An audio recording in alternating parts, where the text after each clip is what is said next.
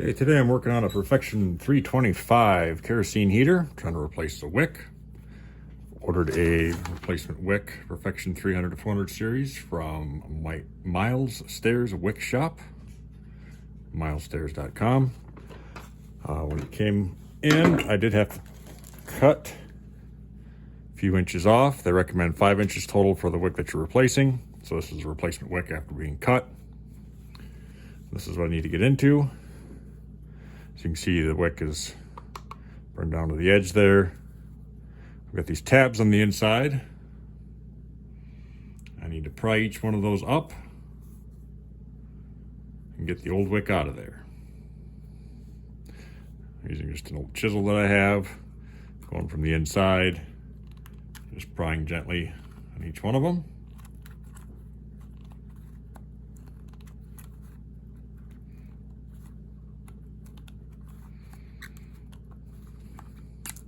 All the way around.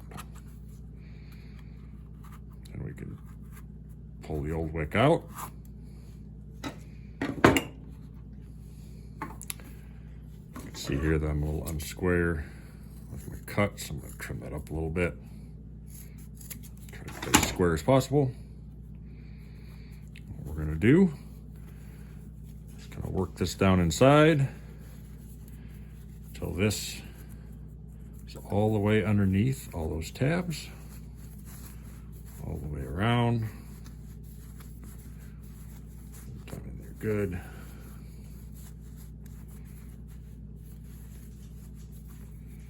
Just like that.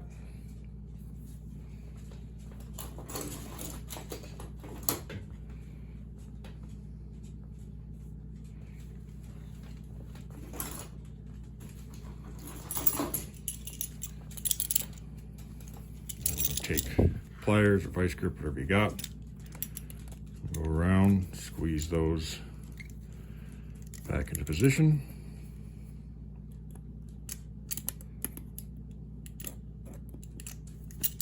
Tighten that up a little bit. Make sure that's good and snug on there.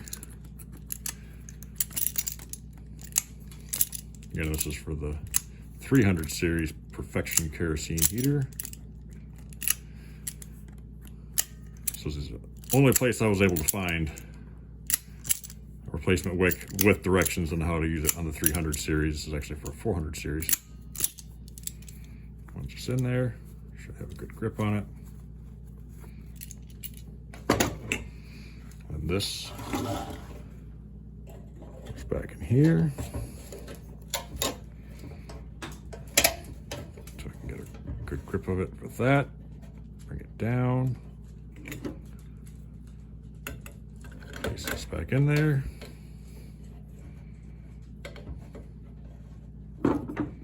Just like that.